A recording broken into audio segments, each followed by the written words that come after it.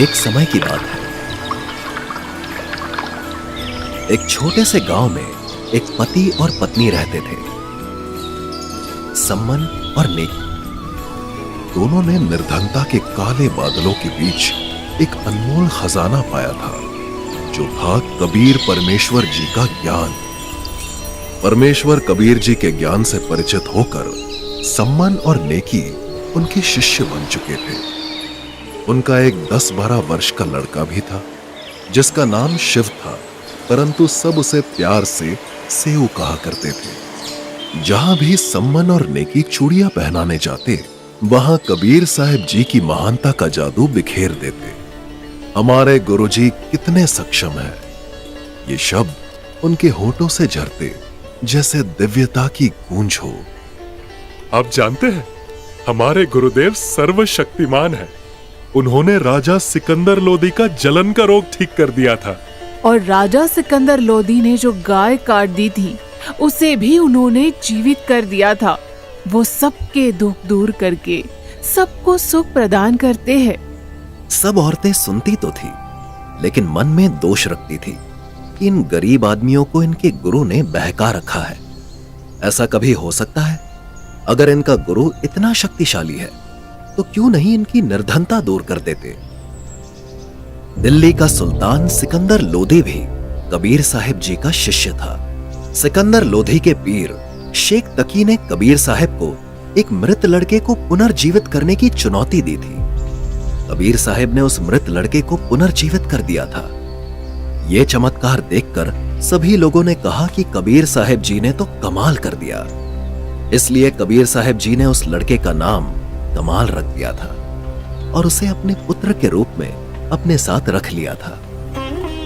कबीर साहिब जी के साथ काफी समय रहने के बाद भी कमाल के मन में इतना अभिमान था कि उसे लगता था कि परमात्मा कबीर साहिब जी की जितनी सेवा मैं करता हूं, उतनी कोई नहीं कर सकता। कबीर साहिब जी तो जानी जान थे। उन्हें इसकी खबर थी कि अभिमान जीव का सबसे बड़ा शत्रु होता है। अभिमान चाहे सेवा का हो या दान का हो, भक्ति मार्ग में अभिमानी व्यक्ति नहीं टिक सकता। परमात्मा कबीर साहिब को कमाल के अभिमान की भड़क निकालनी थी। इसीलिए एक दिन कबीर परमात्मा ने कहा, बेटा कमाल, मुझे अपने एक भक्त परिवार के यहां जाना है। मेरे जाने की तैयारी करो। मैं भी आपके साथ चलता हूं गुरुदेव। मेरे अलावा वहां आपकी सेवा कौन करेगा? ठीक है, साथ ही शेख फरीद को भी कह दो, वो भी चल पड़ेगा हमारे साथ। जिस प्रकार सम्मन और नेकी अपने गुरुदेव कबीर परमात्मा जी की महिमा को हर जगह गाते थे, उसी प्रकार का प्रेम और उसी प्रकार की भक्ति उनके बेटे सेऊ में भी झलकती थी। सेऊ का मन हमेशा कबीर साहिब जी की महानता के गुणगान से भरा रहता था। वो अपने मित्रों के बीच बैठकर उत्साह और गर्व के साथ कबीर साहिब जी की कहानियां सुनाता, मानो जैसे वो सभी दिव्य चमत्कारों को अपनी आंखों से देख चुका हो। तुम्हें पता है, हमारे गुरु कबीर साहिब जी कुछ भी कर सकते हैं। एक बार सिकंदर लोधी ने रामानंद जी का सर अपनी तलवार से काट दिया था और कबीर साहिब जी ने उसको वापस जोड़ दिया था। मेरे गुरुजी के बहुत सारे शिष्य हैं और दिल्ली का बादशाह सिकंदर लोधी भी उनका शिष्य है। अच्छा सेऊ, एक बात बताओ, आज तक तुम्हारे गुरुजी कभी तुम्हारे घर क्यों नहीं आए?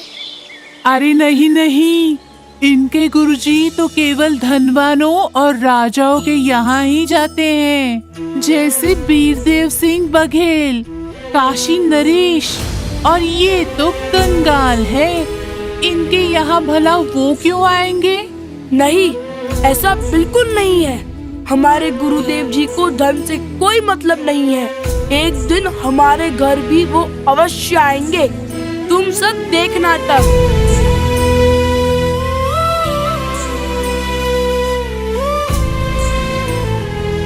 क्या हुआ बेटा सेऊ, इतने उदास क्यों हो आज? माँ, गुरुदेव हमारे घर क्यों नहीं आते? बेटा, गुरुदेव तो हमेशा हमारे साथ ही रहते हैं। वो अपने बच्चों से पल भर भी दूर नहीं होते। और गुरुदेव के लाखों शिष्य है बेटा, ऐसे भला वो किस किस के घर जाएंगे? आपकी सारी बात सही है माँ, लेकिन मेरे मित्र मुझे चिढ़ाते हैं कि तुम्हारे गुरुजी तो सिर्फ राजाओं के घर जाते हैं। तुम कंगाल हो, इसलिए तुम्हारे घर नहीं आते।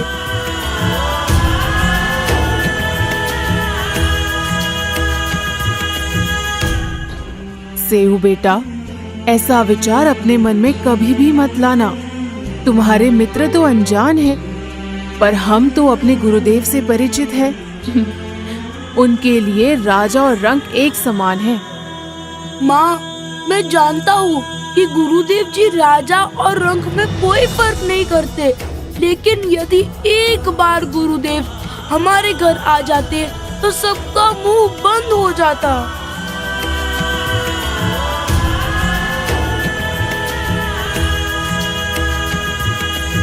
बेटा, हमने जगत की तरफ नहीं देखना है। जगत तो ना जाने क्या क्या कहेगा। हमें सिर्फ गुरुदेव जी के ज्ञान आधार पर ही सोचना है और उनके आदेश का पालन करना है। बेटा, हमें अपने गुरुदेव पर पूरा विश्वास होना चाहिए। उनकी प्रत्येक क्रिया पर भरोसा होना चाहिए। भक्त सम्मन, कोई है घर पर? ऐसा लगता है जैसे गुरुदेव जी की आवाज आई हो। हम गुरुदेव जी की चर्चा कर रहे थे, इसीलिए हमारे कानों में उनकी आवाज का आभास हो रहा है। अरे बेटा सम्मन, घर पर हो?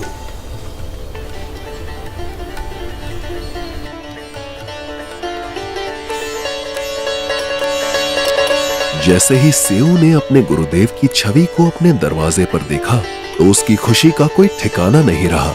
उसका दिल तेजी से धड़कने लगा और आंखों में चमक आ गई।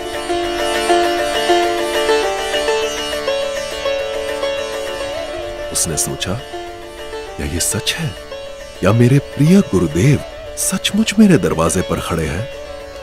खुशी के मारे उसके चेहरे पर एक मुस्कान खिल गई। सम्मन और नेकी इतनी भावुकता में थे कि वो अपने गुरुदेव को घर के अंदर आमंत्रित करना भी भूल गए। अरे भगत जी, गुरुदेव जी को यही खड़ा रखोगे या अंदर भी आने को कहोगे?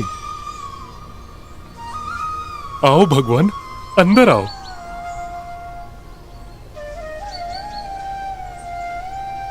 बैठो गुरुदेव जी।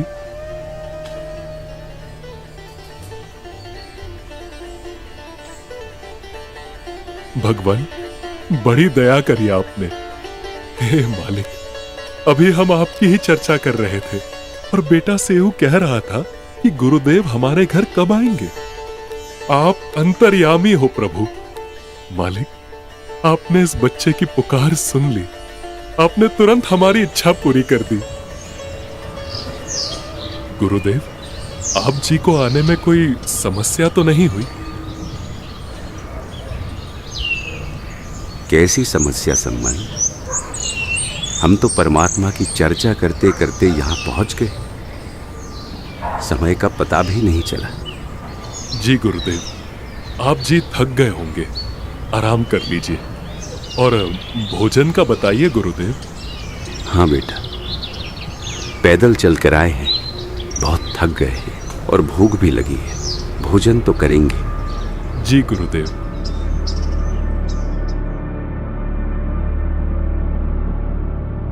नेकी, भोजन की व्यवस्था करो। गुरुदेव जी को भूख लगी है, भोजन करेंगे। हे भगवान, कैसा दुर्भाग्य है हमारा। आज हमारे घर पे एक अन्न का दाना भी नहीं है और ना ही आटा है। अब गुरुदेव जी के लिए भोजन कैसे बनाऊं? कोई बात नहीं, ऐसा करो, किसी से उधार ले आओ। आप जब गुरुजी के पास बैठे थे तब मैं कई घरों में गई थी और मैंने सबसे प्रार्थना की, लेकिन बहन जी, आज मेरी थोड़ी मदद कर दो। बस थोड़ा सा आटा उधार दे दीजिए, मैं आपको जल्द ही लौटा दूंगी। हमारे गुरुदेव जी आए हैं और उनके लिए भोजन बनाना है। अरे तुम्हारे गुरुजी तो भगवान है ना, उन्होंने तो सिकंदर लोधी का रोग ठीक कर दिया था, कमाल कमाली को जीवित कर दिया था। तो तुम्हारे गुरुजी आटा पैदा नहीं कर सकते क्या? उन्हीं को कह दो, वो ही तुम्हारे लिए आटा बना देंगे। बहन जी, मेरी थोड़ी मदद कर दो, बस थोड़ा सा आटा उधार दे दो, मैं आपको जल्द ही लौटा दूंगी। हमारे गुरुदेव जी आए हैं और उनके लिए भोजन बनाना है।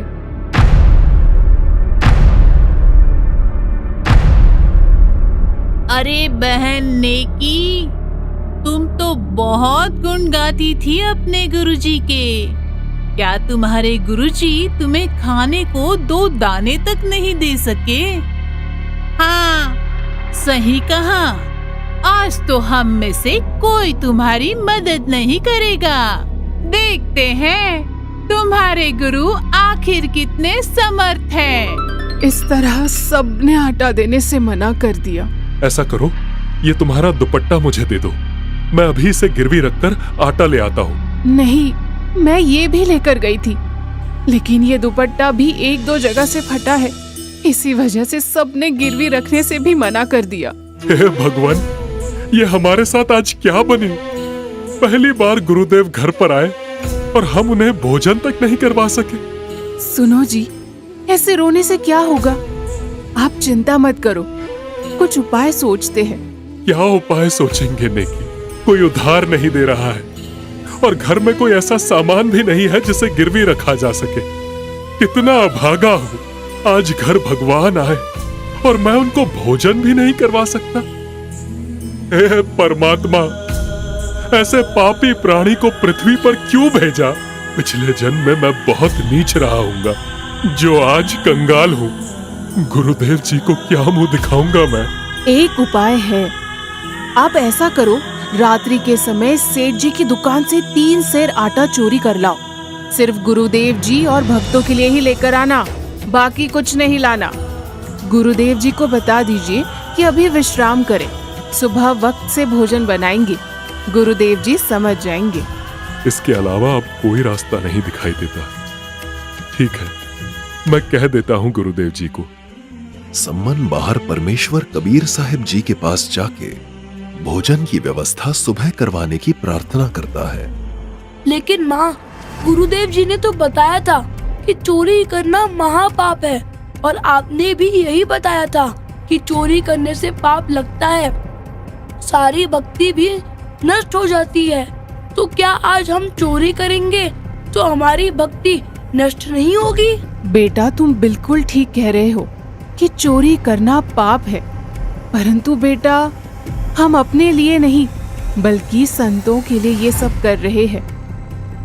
बेटा, यदि गुरुदेव जी इस नगर से भूखे चले गए तो इस नगरी में फिर कभी अनाज नहीं उगेगा, इसीलिए ये करना जरूरी है। चोरी तो चोरी होती है माँ, हमारी भक्ति नष्ट हो जाएगी, हम 84 लाख योनियों में कष्ट पाएंगे। ऐसा मत करो माँ। बेटा, ये नगर के लोग अपने से बहुत छिड़ते हैं। हमने इनको कहा था कि हमारे गुरुदेव कबीर साहिब जी है, जो स्वयं पूर्ण परमात्मा ही पृथ्वी पर आए हुए हैं। इन्होंने राजा सिकंदर लोधी का जलन का रोग समाप्त किया, दरिया में बहते मृत लड़के कमाल को जीवित किया, कब्र से निकाली शेख तकी पीर की लड़की को जिंदा किया। किंतु दुर्भाग्यवश इस बात का ये नगर वाले मजाक उड़ा रहे हैं।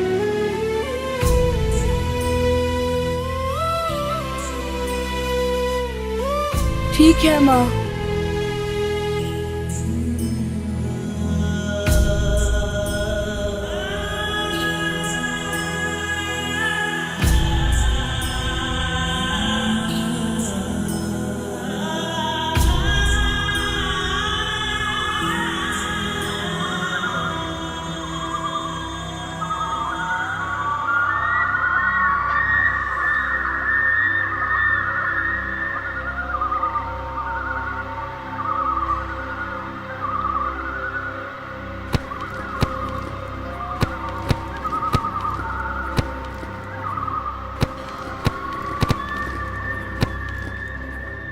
बेटा, तुम बाहर ही रुको, मैं अभी आटा लेकर आता हूँ। रुको पिताजी, सेठ जी की पहुंच राजा तक है। यदि उन्होंने आपको पकड़ लिया तो वो राजा के सामने आपको पेश करेंगे और फिर चोरी के इल्जाम में राजा आपको फांसी की सजा सुना देगा। इससे अच्छा है कि मैं चला जाता हूँ, ताकि अगर उन्होंने मुझे पकड़ भी लिया तो बालक समझकर मुझे छोड़ देंगे। नहीं बेटा, यदि तुम्हें फांसी दे दी तो हम अपने आप को कभी माफ नहीं कर पाएंगे। मैं तो बालक हूँ पिताजी। यदि राजा तक बात चली भी गई तो वो मुझे बालक समझकर माफ कर देंगे।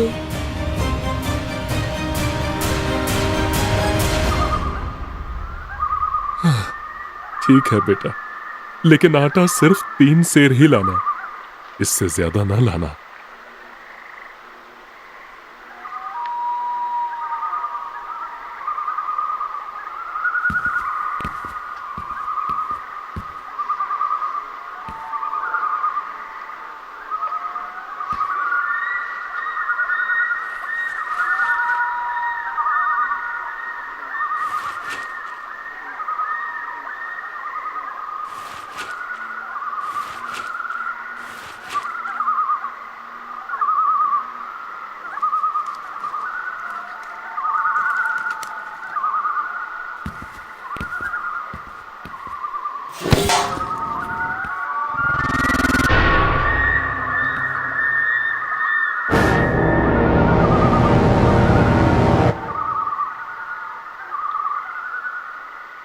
अरे ये क्या?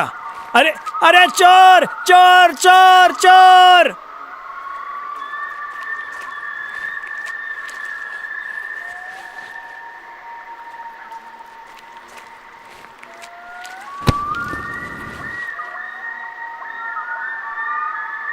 पिताजी, मुझे सेठ ने पकड़ लिया है। आप आटा ले जाओ और गुरुदेव व भक्तों को भोजन करवाना। मेरी चिंता मत करना।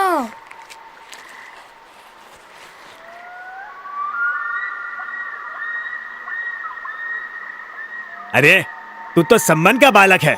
तुम तो अपने आप को भक्त कहते थे, तुम तो चोर निकले। सेठ जी, मैंने तो सिर्फ 3 सेर ही आटा लिया है। हमारे घर हमारे गुरुदेव जी आए हैं, उनके लिए भोजन बनाना था। मेरी माँ सभी के पास आटा उधार लेने गई थी, लेकिन सभी ने आटा देने से मना कर दिया। अच्छा, अब समझा। तो चोरी तो तुम्हारा गुरु करवा रहा है। ठीक है, अब कल राजा के सामने पेश होकर बताना ये सब। राजा ही बताएगा क्या सजा मिलेगी तुम्हें और तुम्हारे गुरु को।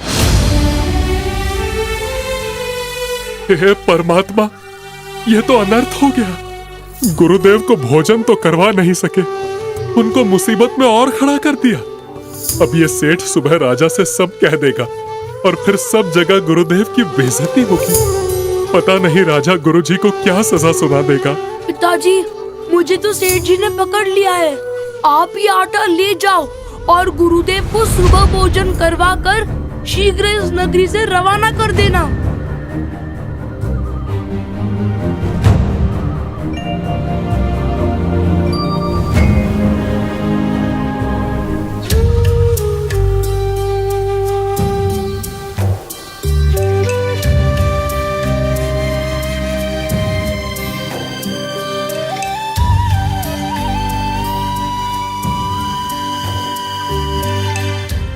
ले आए आटा।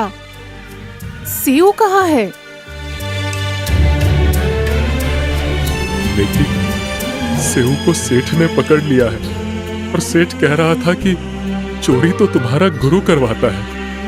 उनको कल सबक सिखाएंगे। हो सकता है कि कल गुरुदेव जी को भी पकड़कर राजा के सामने पेश कर। अब न जाने क्या होगा। भगवान, ये कैसी परीक्षा की घड़ी आ गई। सुनिए, आप ऐसा करिए, अभी आप वापस जाओ और किसी तरह लड़के का सर काट कर ले आओ, नहीं तो बात बिगड़ जाएगी। सेठ अपने ऊपर हत्या के इल्जाम के डर से किसी को कुछ नहीं बताएगा।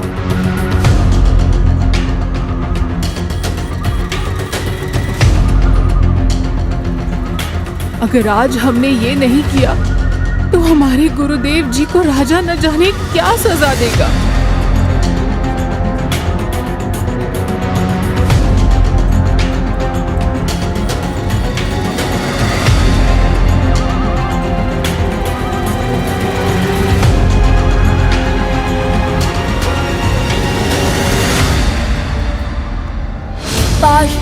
ऐसा हो जाए कि पिताजी किसी तरह आके मेरा सर काट कर ले जाए। इससे सेठ जी डर जाएगा और कहीं जिक्र नहीं करेगा। बेटा सेऊ, मुझे आपसे कुछ आवश्यक बात करनी है। एक बार सिर्फ तो सुराख से सिर बाहर निकाल दे, फिर न जाने कब मिल पाएंगे। ये तुझे पकड़ा देंगे और पिता पुत्र को मिलने नहीं देंगे। 2 बात तेरे कान में बताऊंगा। सेठ जी, मेरे पिताजी बाहर आए हुए हैं और उन्हें मुझे कुछ जरूरी बात बतानी है। मुझे कुछ देर के लिए उनसे बात करने के लिए छोड़ दो। नहीं नहीं, तू भाग जाएगा, ऐसे कैसे छोड़ दूं? नहीं सेठ जी, नहीं भागूंगा मैं, मेरा यकीन कीजिए। ऐसा कीजिए, आप मेरे पैर में जो रस्सा बांधा है उसे थोड़ा ढीला कर दीजिए। ठीक है, कोई बात नहीं, कर देता हूँ ढीला। 3 सेर आटा ही तो लिया है, कोई बड़ी बात भी नहीं है।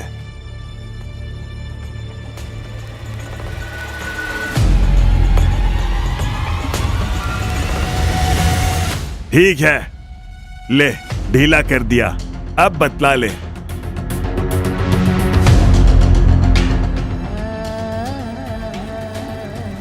पिताजी, पहले आप मेरी बात सुनो, अभी मेरा गला काट कर ले जाओ।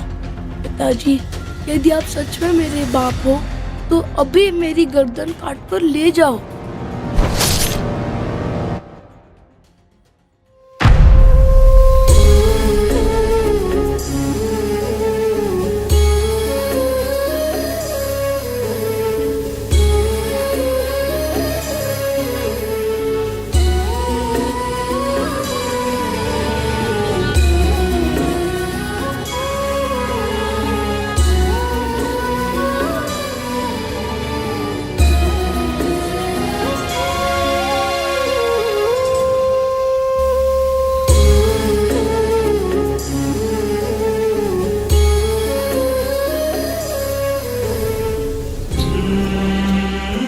इसको आप अलमारी में रख दो और अब दोबारा जाओ।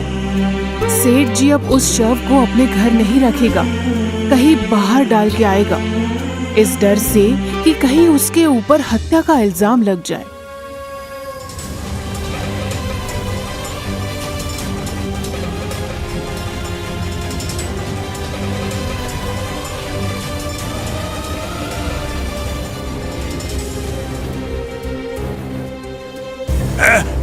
है भगवान, ये क्या हो गया? अब कहीं इसकी हत्या का इल्जाम मुझ पर ना आ जाए। मुझे जल्द से जल्द इस शव को कहीं फेंकना होगा।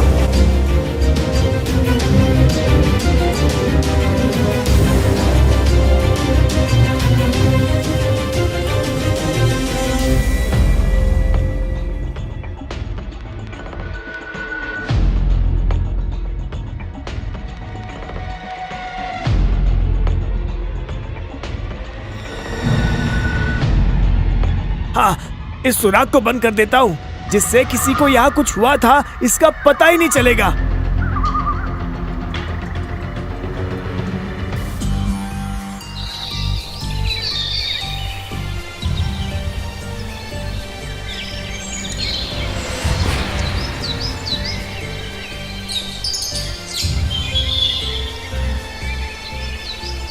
इस सुराख को तो सेठ जी ने पूरी तरह से बंद कर दिया। तो शव कहाँ डाला होगा? जरूर सेठ जी सेऊ के शव को घसीटकर इधर से ही लेकर गया है। मैं इन्हीं निशानों के आधार पर उसके शव तक पहुंच जाऊंगा।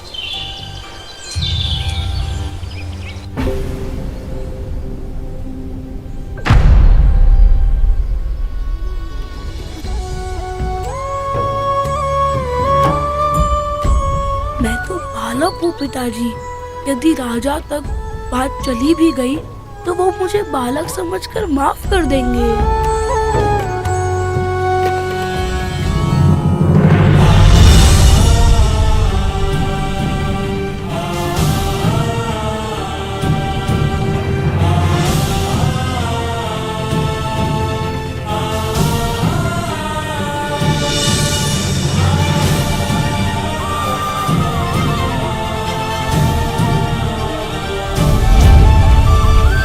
अब जल्दी से गुरुदेव जी के लिए भोजन बनाना शुरू करो।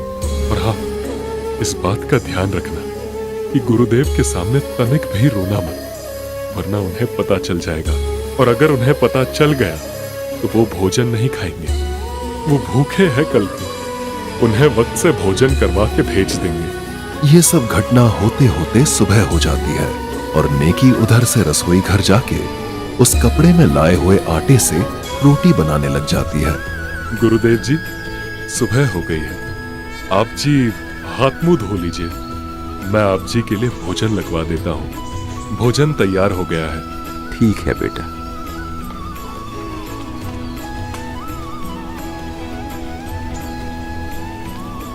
सम्मन बेटा, इस भोजन को 6 भागों में बांट लो। 3 तुम हो और 3 हम हैं। आज इकट्ठा बैठकर इस प्रेम प्रसाद को पाएंगे।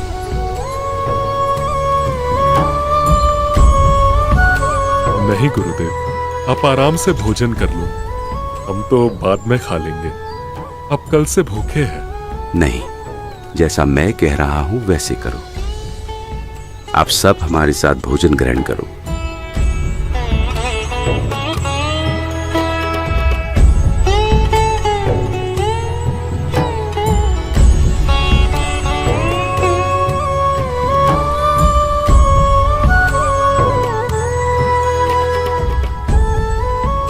बेटा सम्मन, 5 नहीं 6 पात्रों में भोजन डालो।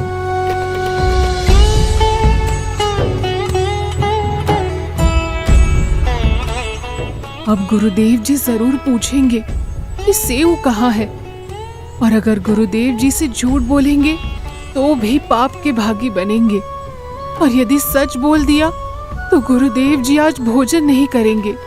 अब करे तो करे क्या? अगर गुरुदेव पूछेंगे तो क्या कहेंगे? आओ सेऊ जीम लो, ये प्रसाद प्रेम। बेटा शीश कटत है चोरों के, साधुओं के नित्य क्षेम।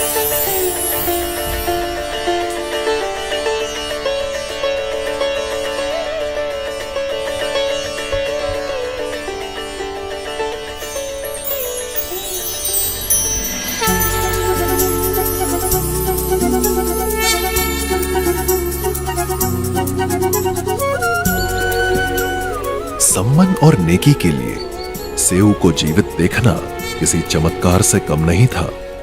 वे दोनों बार बार सेऊ की गर्दन पर हाथ फिराकर ये यकीन करने की कोशिश कर रहे थे कि क्या वो वही सेऊ है जिसकी गर्दन तलवार से कटी हुई थी, या फिर ये कोई और है। दोनों के मन में यह सवाल उठ रहा था, ये लड़का आखिर कैसे जीवित हो गया। जब गर्दन पर किसी प्रकार का निशान नहीं मिला तो वे उठकर कमरे के अंदर गए जहां सेऊ का मृत शरीर रखा था। वहां जाकर देखा तो धड़ और गर्दन दोनों गायब थे। बस चारों तरफ केवल खून के धब्बे बचे थे। परमात्मा कबीर जी ने मन पापी के संशय और भ्रम को समाप्त करने के लिए इस प्रमाण को छोड़ा था। नेकी, सेऊ का शीश तो यहीं रखा था, कहाँ गया? हाँ, और धड़ भी यही तो था, वो भी यहाँ पर नहीं है। इसका मतलब बाहर बैठा अपना सेऊ ही है। आने की भगवान अंतर्यामी है, और आज उन्होंने हमें हमारा पुत्र भी लौटा दिया। हे परमात्मा, आपकी लीला सचमुच अपरंपार है। आप ही अपने बच्चों को सेवा करने की शक्ति और हिम्मत देते हैं, और फिर स्वयं ही वो सेवा पूरी करवा लेते हैं। हे दाता, आपकी जो महिमा और चमत्कार हमने सुने थे वो आज हमने अपनी आंखों से प्रत्यक्ष देख लिया। आपकी कृपा और करुणा का कोई अंत नहीं है। हम धन्य हैं जो हमें आपकी शरण में आने का सौभाग्य प्राप्त हुआ। नेकी और सम्मन पूरे भाव से पूरी घटना का वर्णन करते हैं, जिसमें उन्होंने अपने सेवा भाव और परमात्मा के प्रति अटूट विश्वास के साथ जो बलिदान दिया उसे साझा किया। उनकी कहानी सुनकर कमाल अचंभित रह जाता है और उसके मन में गहरा पश्चाताप जाग उठता है।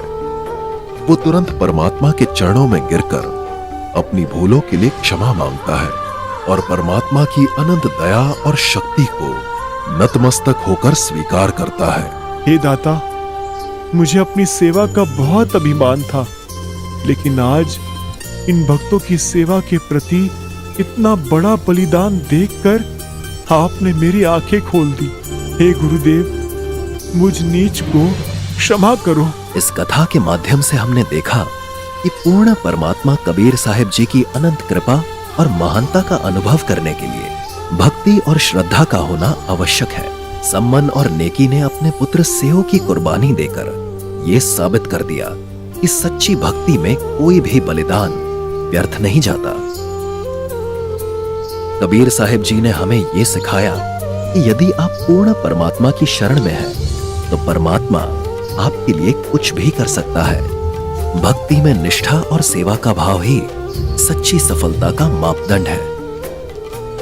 इस कथा ने हमें यह भी सिखाया कि अभिमान और अहंकार सबसे बड़े शत्रु होते हैं और सच्चे भक्त वही होते हैं जो अपनी सेवा को साधारणता के साथ स्वीकारते हैं। कमाल ने इस घटना से यह सीखा कि सच्चे गुरु की भक्ति में अहंकार का कोई स्थान नहीं होता। अंततः हमें यह समझना चाहिए कि गुरु का सानिध्य और उनके प्रति भक्ति जीवन का सबसे बड़ा धन है।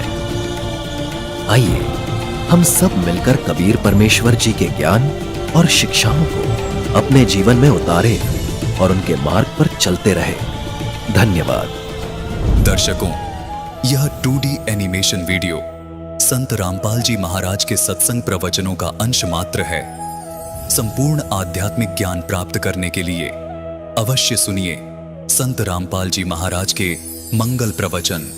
संत रामपाल जी महाराज के मंगल प्रवचन सुनने के लिए आज ही प्ले स्टोर से डाउनलोड करें संत रामपाल जी महाराज ऐप और सब्सक्राइब करें हमारा YouTube चैनल संत रामपाल जी महाराज।